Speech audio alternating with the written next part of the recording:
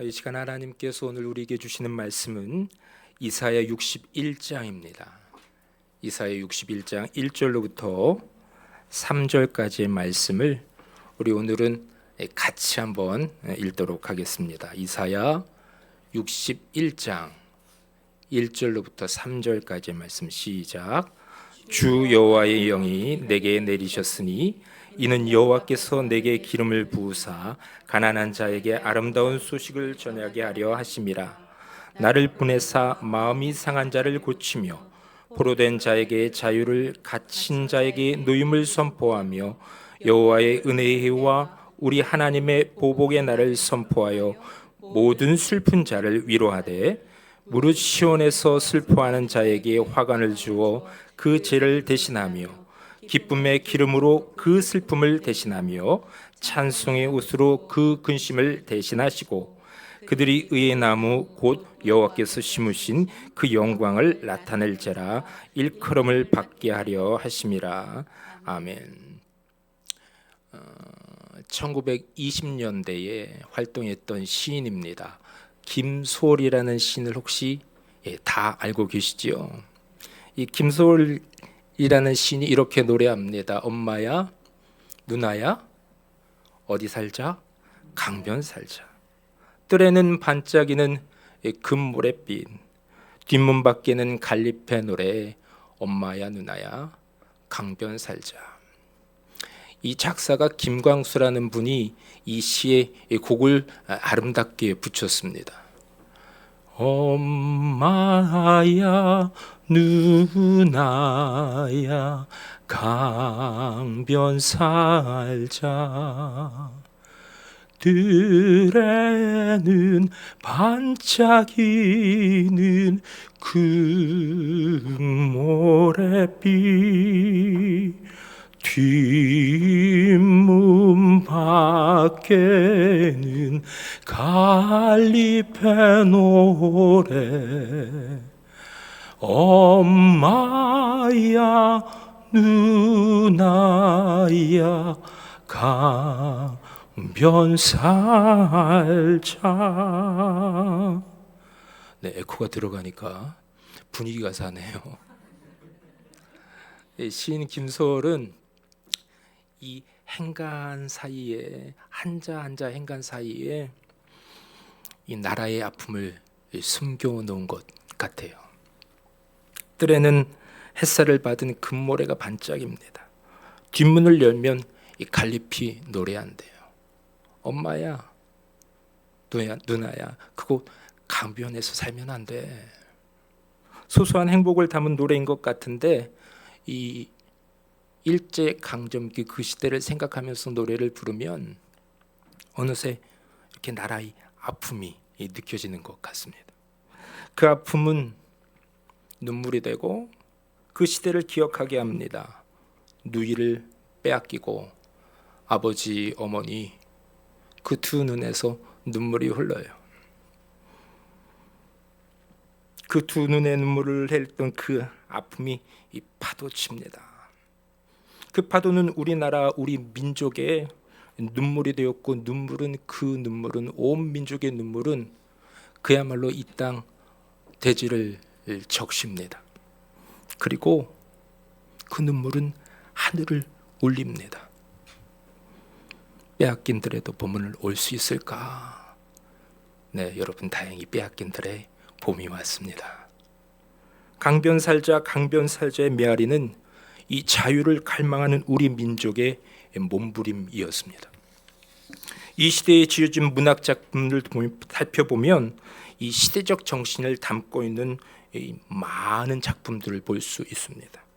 이 자유를 향한 몸부림, 이 자유를 향한 몸부림은 우리나라 구석구석 어디서나 찾아볼 수 있었습니다. 이 몸부림은 단순한 이 정치적 독립을 위한 목적이 아니었습니다. 이것은 진정한 자유를 위한 민족의 열망. 이 정신은 1919년 3월 1일 이 강토 이 산하에 울려 퍼집니다. 어제가 3.1절이었죠. 대한독립 만세. 이 정도의 발성으로 하지는 않았을 것 같습니다. 이 마이크이기 때문에 제 발성을 다 사용해서 대한독립 만세를 하다가는 윗집에서 내려옵니다.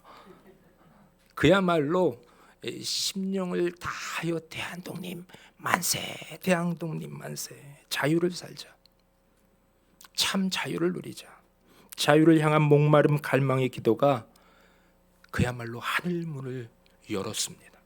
하나님께서 그 소리를 외면하셨을까요? 들으십니다. 마침내 하나님의 크신 은혜가 한반도에 흘러내렸고 이 강토 이산하는 이런 노래를 붑니다. 하나님이 보호하사 우리나라 만세. 어쩌면 여기 있는 희수세인이 은혜자매는 목사님이 왜 멜로디를 잘못 부르셨을까? 이 올드랭 사인이라는 곡에 맞추어 그때는 이 안익태 선생님이 그 곡자가 없었었고 이 올드랭 사인이라는 그 곡조에 맞춰서 애국가를 부르곤 했습니다. 1945년 드디어 8.15 우리나라의 자유의 빛이 찾아옵니다. 그래서 우리는 빛광자 돌아올 복 광복절이라 이름하여 그날을 기념하기도 합니다. 어제는 3.1 운동이 일어난 지 106년이 되었다고 합니다. 오늘의 설교 제목입니다. 우리 한번 따라할게요. 엄마야 누나야 강변 살자. 어렵지 않죠? 오늘 본문 2절 말씀을 함께 읽겠습니다. 시작. 여호와의 은혜의 해와 우리 하나님의 보복의 날을 선포하여 모든 슬픈 자를 위로하되. 오늘 우리가 읽은 본문 61장은 메시아 곧 우리 예수님이 이 땅 가운데 오셔서 앞으로 온 인류를 위해서 하실 일들이 아주 구체적으로 언급되어 있습니다. 감사한 것은 그 온 인류 가운데에 저와 여러분들도 포함되어 있다는 사실. 우리는 이 말씀에 대하여 우리도 포함되어 있기 때문에 이 말씀을 읽을 때에 어떻게 반응해야 될까요? 믿음으로 반응하는 것이 너무나 중요합니다. 여러분, 매 주일마다 설교되고 강단에서 선포되는 말씀을 여러분 이 아멘하며 믿습니다라고 반응하실 때 여러분 그 말씀이 여러분들의 삶을 움직이고 지배하고 이끌어 나아갑니다. 저는 뭐 창세기로부터 요한계시록까지 많은 주옥과 같은 말씀이 있지만 저는 이 이사야 61장 1절에서 3절까지의 말씀을 저는 미디에이터 교회 성도님들이 다 암송했으면 좋겠어요. 왜냐하면 예수님께서 이 땅 가운데 오셔서 우리에게 베풀어 주신 놀라운 일들이 적혀져 기록되어 있기 때문에 그렇습니다. 다음 주에 한번 저 입구에서 제가 암송하시는 분들만 입장할 수 있도록 그만큼 이 말씀을 여러분 이렇게 곱씹고 또 외웠으면 좋겠어요. 여러분, 하나님은 들으시는 하나님입니다. 이게 원고에 있지 않은 이 또 하나의 이 이야기가 생각이 나면 안 되는데 어저께 이제 설교 준비를 하다가 원고가 한 13페이지 정도 되니까 제 딸내미가 아빠 너무 길어 줄여야 돼. 그래서 알았어 줄일게. 그리고 아빠가 애드립을 안 할게. 근데 성령님이 떠올려 주신 것을 안 전할 수가 없잖아요. 어느 날인가 제가 이제 전도사로 이 한수만 교회라는 곳에서 이제 사역을 하게 됐는데 그때 앞에서 찬양을 인도를 하고 있었어요. 그때 불렀던 찬양이 어두움에 밝은 빛을 비춰주시고 너의 작은 신음에도 응답하시니 너는 어느 곳에 있든지, 이 찬양을 막 부르고 있는데 여러분 눈을 감고 있을 때에 누군가가 지나가면 인기척을 느끼시죠? 네. 우리가 기도할 때도 뭐 자녀들이 장난한다고 아빠 엄마 기도할 때 막 장난하고 그러면 그 인기척이 눈을 감았는데도 느껴져요. 근데 이 찬양을 막 부르면서 온 회중들과 함께 두 손 높이 들면서 하나님 사랑의 눈으로 너를 어느 때나 바라보시고 이 찬양 계속해서 부르고 있는데 인기척이 아니라 신기척이라고 해야 될까? 성령 기척이 느껴지는 거예요. 온 회중들이 그야말로 간절하게 두 손을 높이 들고 주만 바라볼지라 찬양하고 있는데 이것을 어떻게 표현해야 될까? 누군가 여기 계시다. 누군가 여기 계시다. 그런데 하나님의 거대한 귀가 이 회중들의 심령 가운데는 세밀한 음성 하나, 그 작은 신음에도 귀 기울이시는 그 하나님의 귀의 실루엣이 느껴지는데 울음이 꽝 하고 터지는 거예요. 아, 하나님, 우리의 작은 신소리를 어떻게 해요? 듣고 계시는구나. 듣고 계시는구나. 여러분, 하나님은 들으시는 하나님입니다. 창세기 21장 17절 말씀 우리 함께 읽습니다. 시작. 하나님이 그 어린아이의 소리를 들으셨으므로 하나님의 사자가 하늘에서부터 하갈을 불러 이르시되 하갈아 무슨 일이냐 두려워하지 말라 하나님이 저기 있는 아이의 소리를 들으셨나니. 광야에 하갈과 이스마엘이 울고 있습니다. 하나님이 그 소리를 들으셨다. 출애굽기 2장 23절 24절입니다. 시작. 여러 해 후에 애굽 왕은 죽었고 이스라엘 자손은 노예 생활로 인해 탄식하며 부르짖었고 그 부르짖음이 하나님께 상달한지라 하나님이 그들의 탄식을 들으시고. 하나님은 들으십니다. 이 하느님이 들으셨다라는 성경의 구절들을 다 뽑았다가 원고에 다 적었다가 이것을 다 읽으려고 했는데 이것은 아니 된다. 여러분, 하나님은 어떻게 해요? 저와 여러분들의 소리를 듣고 계신다.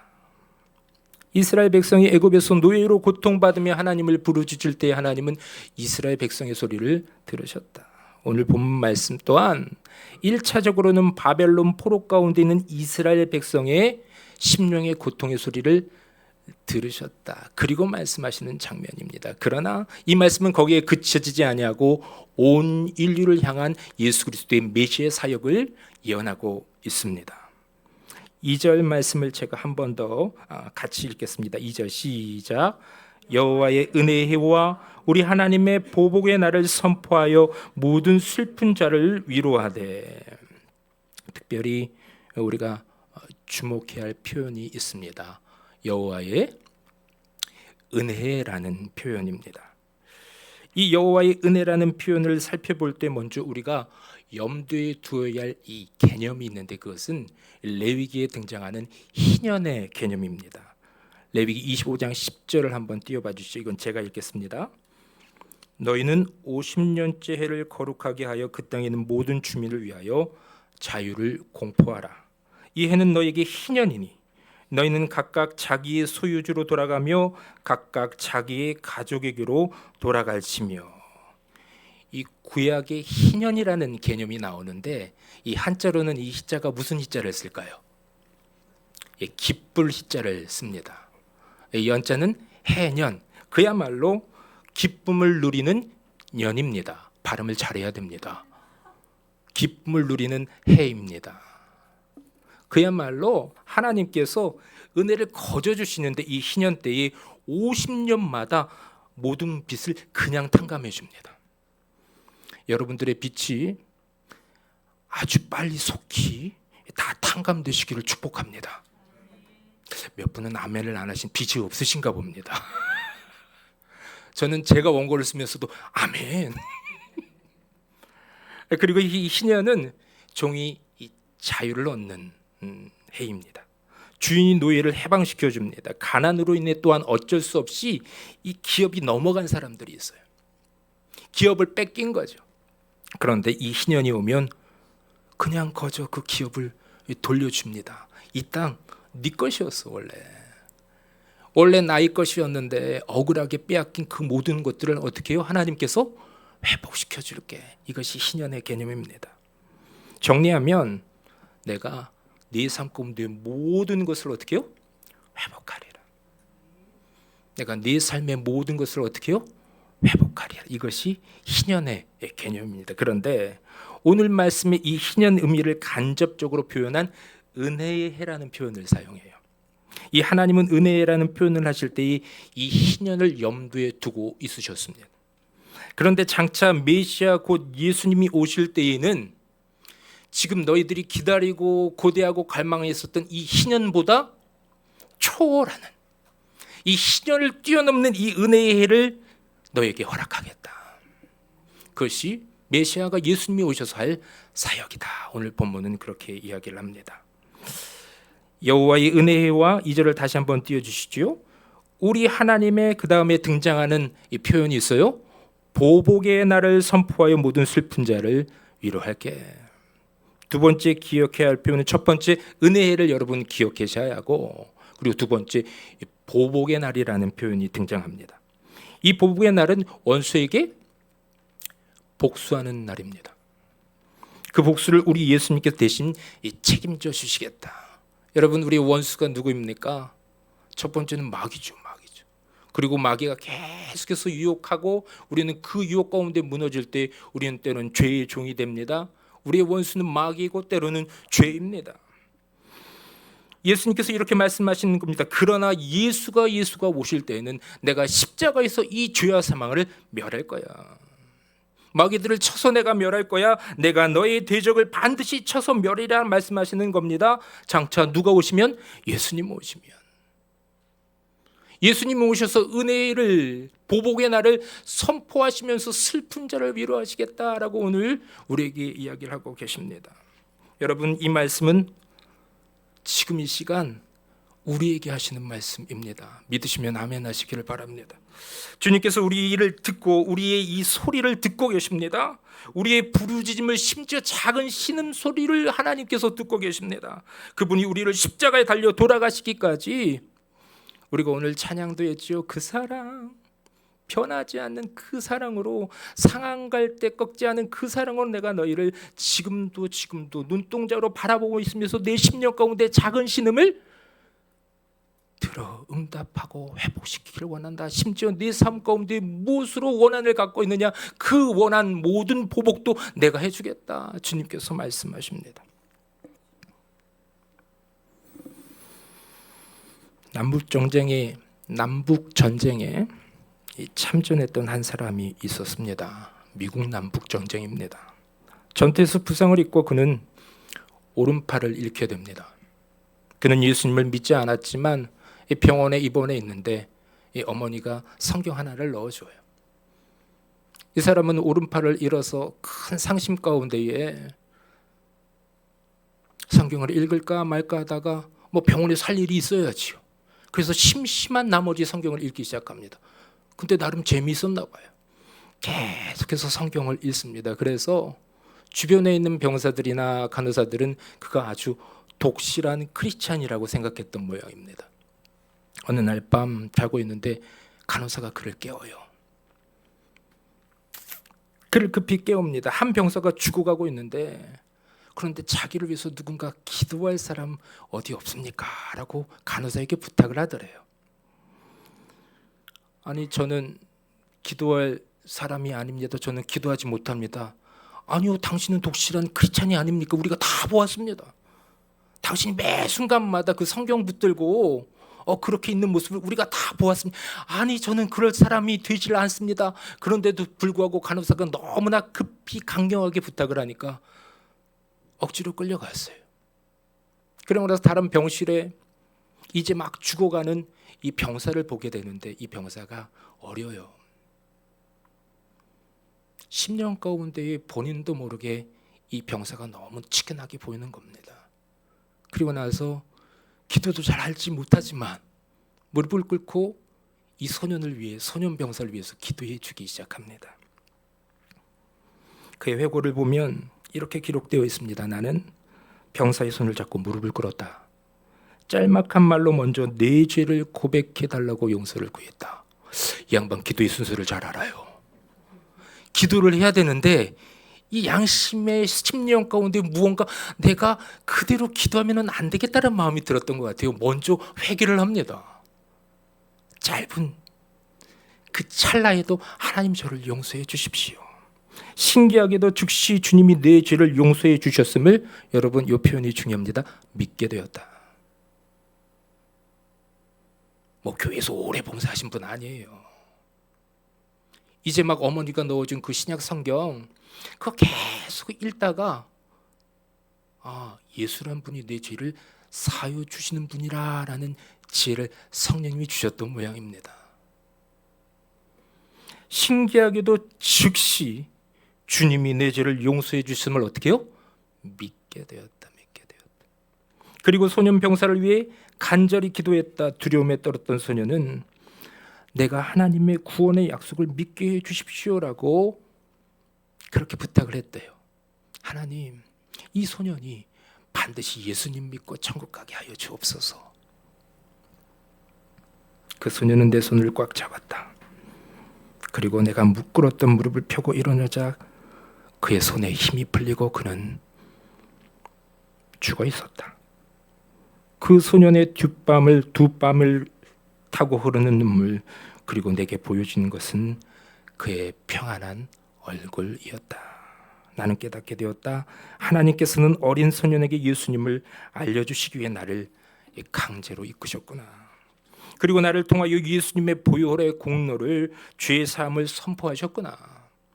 나는 하늘나라에서 그 소년을 만나기를 고대한다. 이 간증은 우리가 너무나도 잘 아는 이 하나님의 은혜로 반주를 부탁드려도 될까요? 빈들의 마른 불같이, 그리고 구주와 함께나 죽었으니라는 곡을 작곡한 이 다니엘 휘틀 목사님의 이야기입니다. 여러분, 하나님께서 어떻게 우리의 소리를 듣고 계시고 우리를 어떻게 잘 아신다. 오늘 이 시간 말씀하십니다. 이 설교를 준비하다가 이 다니엘 휘틀 목사님이 이 처음으로 작사한 이 하나님의 은혜로라는 찬양을, 이 설교 시간이지만 여러분들과 1절 함께 부르고 싶었습니다. 우리 1절 찬양으로 하나님께 나아갑니다.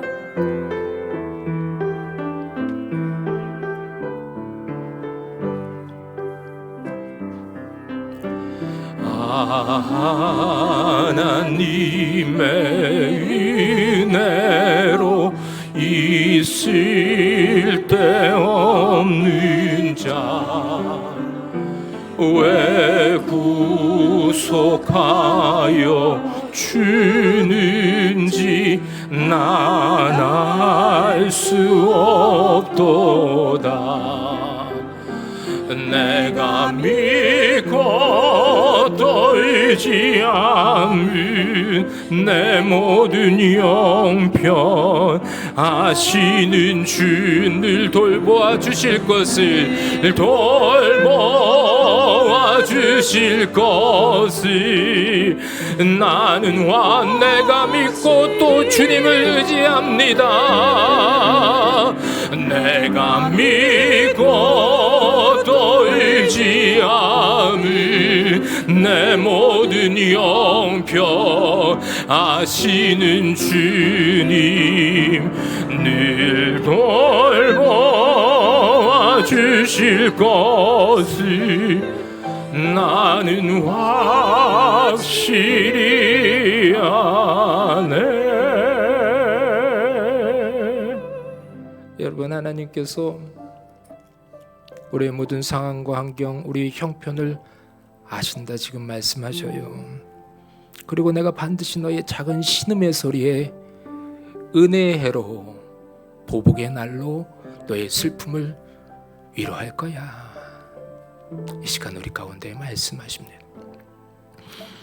오늘 본문 1절 말씀을 이제 제가 읽겠습니다. 주 여호와의 영이 내게 내리셨으니 이는 여호와께서 내게 기름을 부으사 가난한 자에게 아름다운 소식을 전하게 하려 하심이라. 나를 보내사 마음이 상한 자를 고치며 포로된 자에게 자유를, 갇힌 자에게 노임을 선포하며. 제가 먼저 2절을 강해를 했는데요. 슬픈 자를 어떻게 해요? 위로할게. 은혜의 해를, 보복의 날을 선포하여서 슬픈 자를 위로할게. 그런데 이들은 왜 슬픔 가운데 있었을까? 왜 이들은 슬퍼하고 근심하며 낭망하게 되었을까? 이 아담, 여러분 아담 아시지요? 아담 이후로 인류는 수고하고 무거운 짐을 짊어지고 살아갑니다. 이 하나님과 연합하여 그야말로 날마다 은혜의 를 경험했던 아담과 하와였거든요. 희년이 선포되지 않더라도 하나님과 온전한 연합과 일치를 누리면서 아담과 하와는 그렇게 기쁨을 누리면서 매일의 삶 가운데 주님과 온전한 일치를 누리면서 살아갔습니다. 이것을 히브리어로 뭐라고 그럽니까? 샬롬, 샬롬. 완벽한 평안과 기쁨의 극치, 이것을 샬롬이라고 합니다. 그런데 이 아담과 하와가 이 죄에 무너지고 맙니다. 그 이후로 아버지들이 수고하고 무거운 짐을 짊어지고 살아갑니다. 어머니는 해산의 수고를 통해서 아이를 낳고 그렇게 아버지 어머니가 한 가정을 위해서 그렇게 애쓰고 수고하고 피땀 흘리면서 살아갑니다. 온통 먹을 걱정, 온통 입을 걱정, 어느 순간 삶의 무게에 허덕이 있는 아버지 어머니, 그것이 우리네 인생의 아버지의 모습이었고 어머니의 모습 아니었습니까? 그런데 하나님께서 그런 우리를 보고 계십니다. 하나님과 분리되어서는 하루도 살아갈 수 없는 존재가 당신이 만드신 피조물인 우리였다는 것을 하나님이 너무나 잘 알고 계셨습니다. 그래서 안 되겠다. 이대로는 안 되겠다. 메시아를 보내야 되겠다. 그 메시아 예수님에게 성령님을 보내어 능력으로 기름 부어 주어야 되겠다. 그래서 내 아들 딸들아, 그렇게 강변에 살자. 평안이 가득한 은혜의 강가 그곳에 살자. 때에는 반짝이는 영광의 빛이 가득한 충만한 그곳에서 살자. 뒷문을 열면 천군 천사가 찬미하는 그 하나님 나라에 살자. 지금 이 시간 우리에게 말씀하시는 겁니다. 하나님은 실제로 예수님의 공생애가 시작되었을 때의 이 예언을 어떻게 해요? 성취하십니다. 예수님께서 이제 요단강에서 세례를 주고 있는 이 세례 요한에게 찾아갑니다. 이 세례 요한이 제가 당신에게 세례를 받아야 할 터인데 왜 저에게 세례를 받으러 오십니까? 겸손한 우리 예수님 세례를 받으십니다. 죄가 없으신 데서 세례를 받으셔요. 그때에 겸손으로 허리를 동이는 그에게, 우리 예수님에게 하늘문이 활짝 열려요. 그러면서 하늘의 음성이 있어 이르되 이는 내 사랑하는 아들이다. 내가 이를 기뻐한다. 내가 사랑한다. 내가 이를 기뻐한다. 온 만민들에게 내가 사랑한 이 아들 너희를 위해서 준다. 우리 하나님 그렇게 이야기하고 싶으셨나 봐요. 이게 내 사랑이다. 이게 내 사랑이다. 벌레만도 못한 너희를 위해서 내가 벌레가 될게.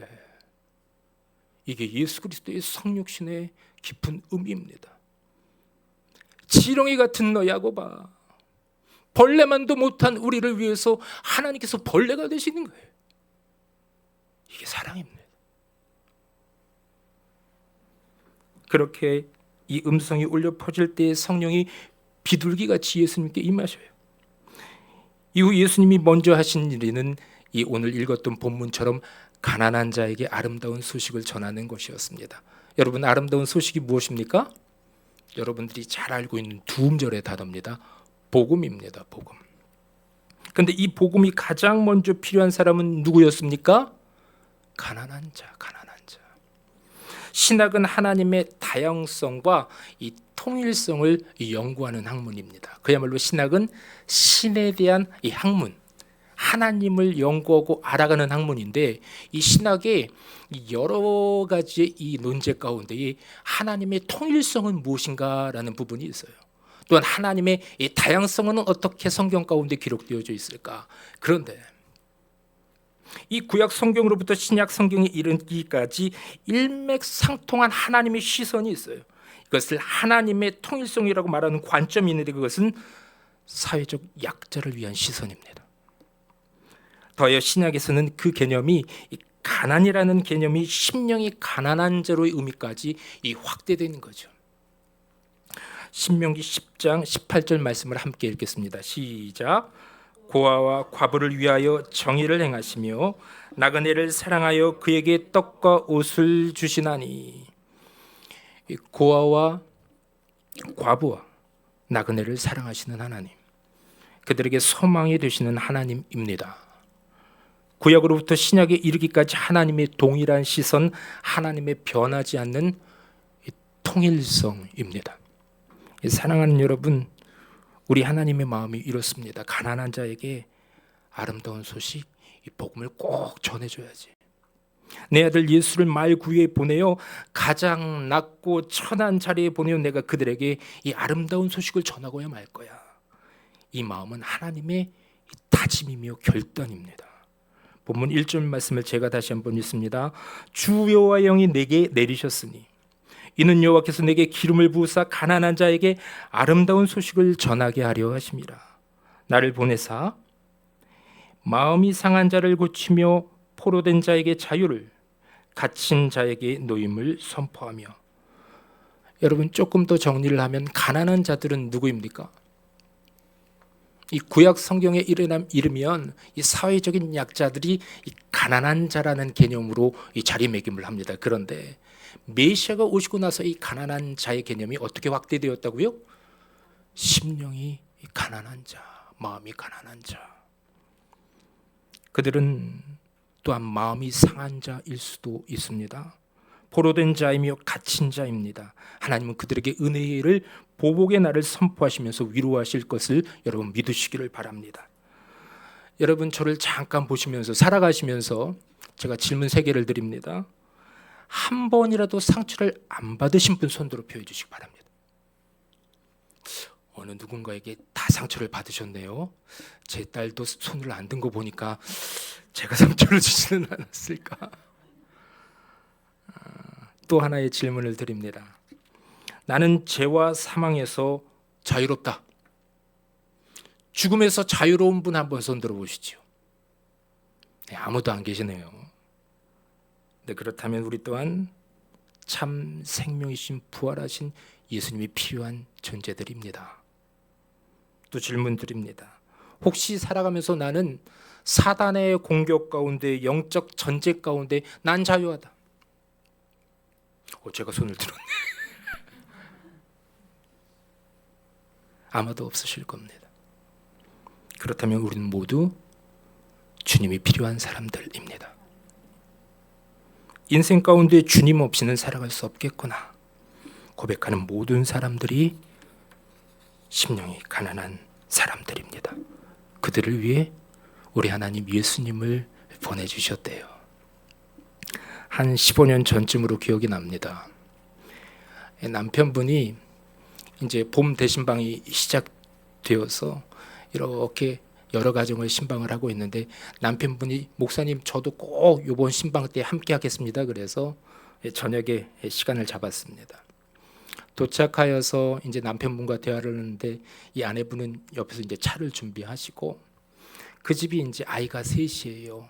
이제 막 태어난 막내와 3살, 5살로 제가 기억이 납니다. 이 두 녀석은 목사님 맞다고 막 뛰어다니면서 저를 반겨줘요. 그 집이 아직도 기억나는데, 기도의 제목 가운데 평수 넓은 아파트로 이사가게 해주세요. 기도의 제목이 아직도 기억이 나요. 17평 되는 조그만 아파트였거든요. 그 조그만 그 거실에서 아이들 두 녀석이 막 뛰어다녀요. 남편분과 얘기를 나누고 있는데 막내는 또 울어요. 그렇게 그 가정에서 어수선하지만 최고로 집중해서 이 가정 가운데에 은혜의 말씀 전해야 되겠다 싶어가지고 예배를 드렸습니다. 그리고 나서 예배 마치고 또 이제 주신 뭐 사과 쪼가 이렇게 먹고 있는데 남편분이 갑자기 무릎을 갑자기 꿇으시더니, 경상도 사나이셨거든요. 목사님, 제가 오늘 목사님께 안수 받고 싶습니다. 그러시더라고요. 예배가 은혜로웠나 보구나. 그래서 네 집사님 기도하십시다. 그래서 머리에 손을 얹고 기도를 했어요. 하나님, 우리 귀한 집사님 이 한 가정의 가장으로서 삶의 무게가 확 하고 느껴지는 거예요. 삶의 무게가 너무 무겁습니다. 근데 한국말로 계속 기도를 하고 있는데 제 심령 가운데에 힘들어 죽겠어 라는 이 남자 집사님의 이 심령의 이 무게감이 저한테 그대로 컴패션 그대로 느껴지는데 제가 무거워서 이 안수를 제대로 못 하겠더라고요. 이 아들의 이 마음 심령 가운데 힘들어 죽겠어라는 이 말이 심령 안에만 머물러 있는 거예요. 하나님께 내려놓은 적이 없으셨다는 거예요. 그래서 제가 집사님 제 말을 조금 따라해 보시겠습니까? 네, 목사님. 하나님 저 힘들어요. 한번 따라해 보세요. 이 경상도 사나이 따라하질 않습니다. 몇 초가 흘렀을까? 집사님 한번 용기 내셔서 괜찮아요. 힘든다라는 표현을 경상도 사나이도 해도 됩니다. 하나님 저 힘들어요. 한번 따라해 보시죠. 그래도 목사가 종용하니까 하나님 하셨어요. 하나님 저 힘 하시다가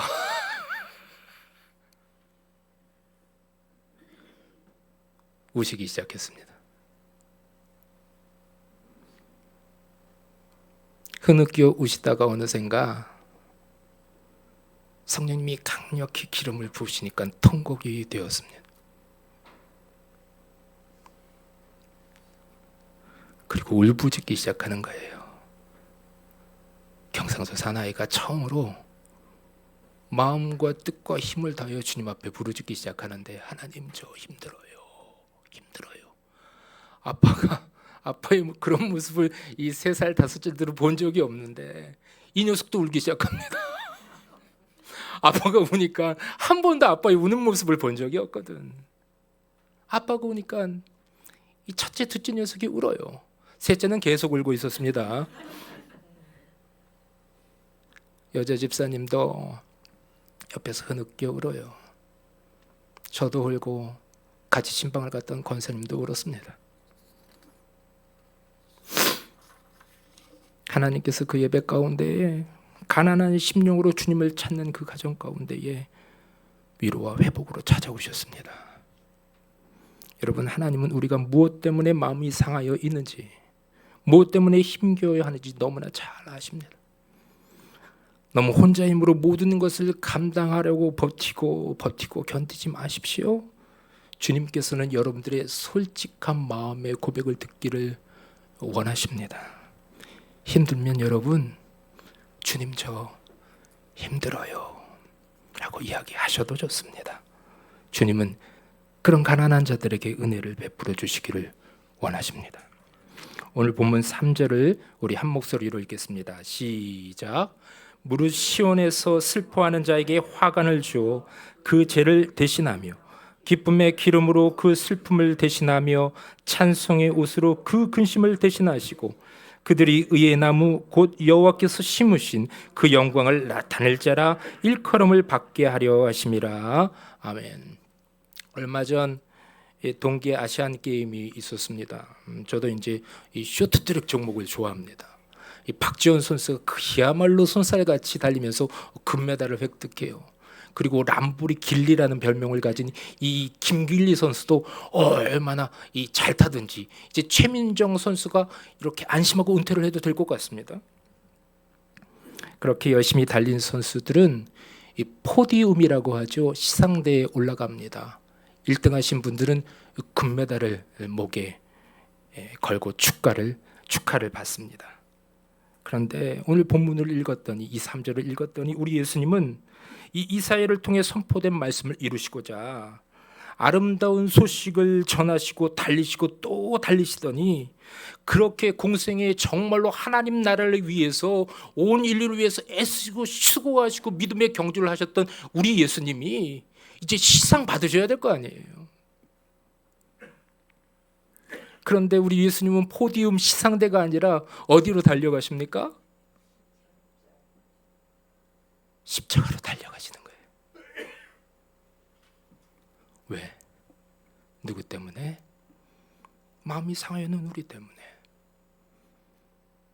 죄로 말미암아 포로되고 갇혀있는 우리 때문에 예수님은 포디움 시상대가 아니라 십자가로 달려가셔요. 예수님은 우리에게 어떻게 해요? 의의 면류관 내가 너에게 줄게, 생명의 면류관을 너에게 줄게. 이 의와 생명을 우리의 삶 가운데 누리게 하시기 위해서 당신은 십자가로 달려가시는 거예요. 여러분, 저는 십자가를 참 좋아합니다. 저희 집에도 이렇게 나무로 만들어진 아주 거친 십자가가 있어요. 때로는 그 십자가를 바라보면서 때로는 그 십자가 앞에 무릎 꿇고 기도를 하기도 합니다. 그런데 저는 십자가를 또 이런 이유에서도 좋아합니다. 십자가가 사칙연산 가운데 뭘 닮아 있습니까? 사칙연산, 플러스 마이너스 곱하기 나누기, 플러스를 닮아 있잖아요. 더하기를 닮아 있어요. 그래서 십자가를 바라보면 우리 인생이 어떻게 해요? 은혜가 더해져요. 십자가는 꼭 마치 덧셈 같아요. 십자가를 바라보고 있으면 어떻게 해요? 기쁨이 더해져요. 십자가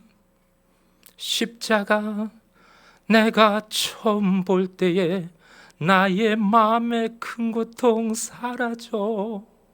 오늘 믿고서 내 눈 밝았네. 참 내 기쁨 영원하도다. 그렇게 십자가를 바라보고 있으면, 그 십자가를 바라보면서 나를 위해서 대신 우리 인생 가운데 메시아의 사역을 감당하셨던 그 예수님 바라보고 있으면, 여러분, 더해지는 인생을 살아갈 수 있습니다. 이 종교개혁자 이 루터라고 들어보셨죠? 그분이 이 십자가는, 조금 문자를 좀 쓰도록 하겠습니다. Divine Exchange, 신적 교환이 일어나는 장소다. 즐거운 교환이라고도 표현했습니다. 그곳에서 신적인 거룩한 교환이 일어나는 장소다. 자, 보십시오. 죄악을 내려놨는데, 우리 정말로 더럽고 악취난 죄악을 내려놓았는데 용서하시고 자녀 삼아 주십니다.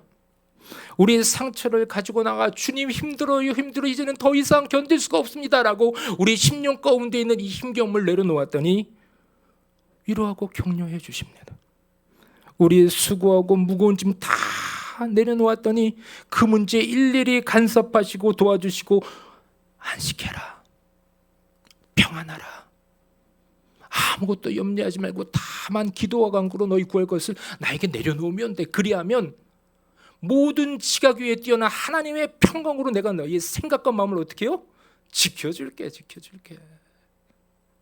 왜 인생 가운데 그렇게 움츠러들면서 살아가냐? 우울 가운데 지쳐서 쓰러져 있느냐? 아들과 딸들아, 내가 너희를 사랑한다. 오늘도 이 시간 저와 여러분들에게 하나님께서 지금 말씀하고 계십니다. 여러분, 주님 손 꼭 붙드시기를 바랍니다. 그 손 꼭 붙들고 있으면 주님께서 우리를 하나님 나라 강가로 인도해 주십니다. 네, 주의 은혜 강가로 우리를 인도하여 주십니다. 십자가 바라보며 십자가로 향하여 더 가까이 나아갈 때에 여러분 중요합니다. 우리의 인생이 변하기 시작합니다. 저희 첫째 녀석이 오늘은 지금 이제 대안학교 금산에 내려가 있어서 주일 예배를 그쪽에서 이제 드릴 텐데요. 이 녀석이 한 5살 때인가 한 책을 이렇게 그림 동화책이었는데 읽고 있어요. 그래서 아빠가 읽어줄게 그러다가 이 녀석보다 제가 더 감동을 받은 책 하나를 소개하고자 합니다. 그 책 제목은 우리 할아버지입니다 라는 제목이에요. 할아버지가 가슴속에 묻어두었던 이야기를 들려주었다. 우리 이웃나라 일본은 호시탐탐 조선을 넘보았다. 기어이 나라를 빼앗은 일본은 조선의 말과 글까지 쓰지 못하게 했어. 그때 달리기로 둘째가라면 서러운 조선 아이가 있었지. 그 아이가 자라 청년이 되었을 때에 이 올림픽 마라톤 대회에 뽑혔다. 조선이 나를 지켜보고 있다. 나라가, 민족이 나를 지켜보고 있다. 이를 악물고 그 소녀는 죽을 힘을 다해 달렸어. 2시간 29분 19초 동안 밀려오는 고통과 아픔을 극복하고 마침내 2 다리로 세계를 정복했다. 우승국가와 우승자의 이름이 불리었단다. 야판, 기타이선, 무슨 뜻인지 아십니까? 송기정 옹의 일본식 이름입니다. 시상 때 올라갔는데 송기정이 아니라 야판 키타이선, 일본 역사에 영원히 기록될 마라톤 첫 우승이 되었지. 청년은 시상대에서 얼굴을 들지 못했단다. 펄럭이는 일장기는 안 보면 되고 옷에 새겨진 일장기는 월계수관으로 가리면 됐지만 귓속을 파고드는 일본 국가는 어쩔 수가 없더라. 우승의 순간 영광의 그날이 평생 지울 수 없는 아픔이 될 줄 몰랐다. 1등은 한 사람은 분명 조선 사람인데 일본 국기가 올라가고 일본 국가가 연주되더구나. 너라면 기뻐했을까? 아니면 슬퍼했을까? 이 이야기를 한 할아버지가 누구였을까요? 손자에게 송기정 옹이었습니다. 고송기정 할아버지의 이야기를 동화로 각색했는데요. 나라를 잃은 슬픔, 이 자유와 평화를 억압당한 우리 민족의 아픔, 그러나 민족을 위해 마지막까지 그 걸음을 멈추지 않고 달렸던 송기정 할아버지의 발걸음에 참 많은 감명을 받았다는 것 같습니다. 그러면서 이 책을 읽다가 끝까지 나의 자녀를 살리시겠다고, 아들과 딸을 살리시겠다고, 우리에게 온전한 자유와 회복을 누리시기 위해서 십자가로 걸어가셨던 우리 예수님이 생각났습니다. 하늘문을 여시고 하나님의 거대한 은혜를 내 자녀들에게 허락해야지. 우리 예수님 그 하나님의 이 사명 붙들고 끝까지 십자가로 뛰어 걸어가십니다. 우리나라는 이제 여러분 자유민주 국가에서 참으로 편안하게 살아가고 있습니다. 이 모든 것이 당연한 것이 아니라 여러분 은혜입니다. 또한 3.1절뿐만이 아니라 나라를 위해 쓴 모든 믿음의 선배님들, 인생의 선배님들에게도 감사를 드리고 싶습니다. 여러분, 이제 우리 다음 세대들이 이 땅 가운데서 자라고 있습니다. 우리나라가 좋은 나라라고 계속해서 이들이 고백할 수 있도록 우리 또한 애써야 할 때입니다. 무엇보다 지금 혼란 가운데 있는 이 나라를 위해서 여러분 무릎으로 기도해 주시기를 바랍니다. 더해 우리 10년 가운데에 나만을 위한 것이 아닌, 나만을 위한 삶이 아니라 타자를 위한, 이웃을 위한 마음을 가지고 살아길 주님께서 원하십니다. 이것이 참 중보자 되신 예수님을 닮아가는 삶입니다. 여러분, 우리 교회 이름이 무엇인지 다 알고 계시지요? 자, 우리 교회 이름이 무엇입니까? 네, 미디에이터 교회입니다. 이 미디에이터라는 이 단어가 중재자. 참 중재자, 참 중보자는 누구십니까? 우리 예수님입니다. 그런데 우리는 예수님을 어떻게 해요? 닮아가는 그 교회를 꿈꾸는 교회입니다. 미디에이터는 나만 은혜를 받는 사람이 아닙니다. 내가 은혜의 보복의 나를 통하여 주님께서 허락해 주는 이 슬픔을 위로받습니다. 내 마음의 상함도, 나의 갇힌 것도 모두 예수 그리스도 메시아 그분 되신 우리 예수님께서 우리 가운데 은혜를 베풀어 주실 때에 그 은혜를 받아 누리되 거기서 멈춰 서는 것이 아니라 어떻게 해요? 우리 또한 십자가로 걸어가는 한 걸음을 내딛는 사람. 아, 나만 누리면 안 되겠구나. 이 은혜 흘려보내야 되겠다. 이렇게 결단하고 또 그렇게 예수님 따라 걸어가는 사람들, 그것이 미디에이터입니다. 여러분, 하나님 은혜를 만끽하시기를 바랍니다. 십자가를 바라보며 여러분들의 슬픔이 변하여 기쁨이 되기를 축복합니다. 더하여 그 은혜를 누리고 또한 흘려보내는 미디에이터로 살아가시는 여러분 되시기를 예수님의 이름으로 축복합니다. 우리 함께 한 번 더 찬양하며 주님 바라보며 나아갑니다.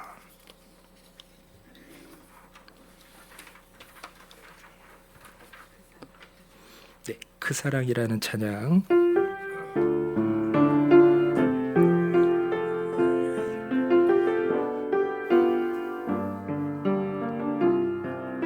아버지 사랑 내가 노래해, 아버지 사랑 내가 노래,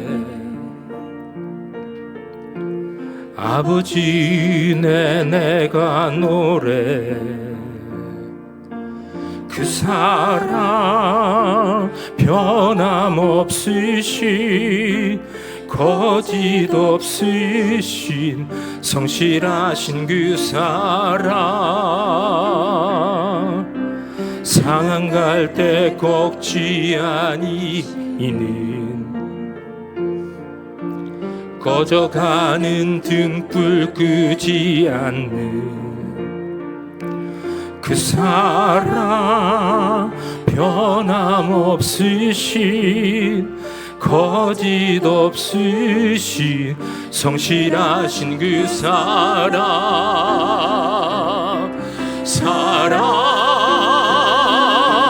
그 사랑 날 위해 죽으신 날 위해 다시 사신 예수 그리스도 다시 오실 그 사랑 죽음도 생명도 천사도 하늘의 어떤 권세도 끊을 수 없는 이 영원한 그 사랑 예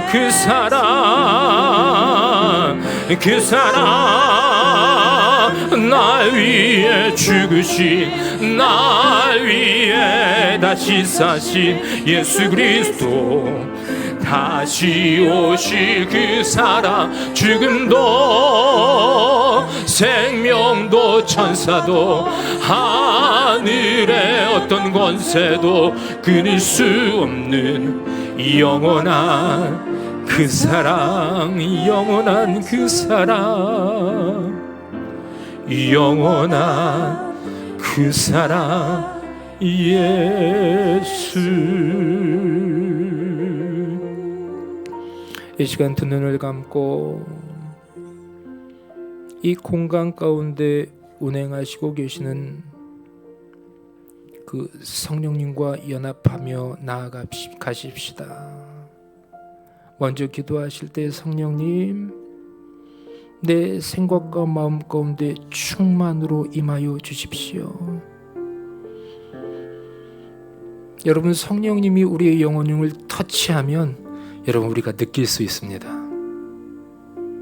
그리고 느껴지시면 여러분들의 심령 가운데 있는 공고함을 수고하고 무거운 짐을 그분께 이야기하시면 됩니다.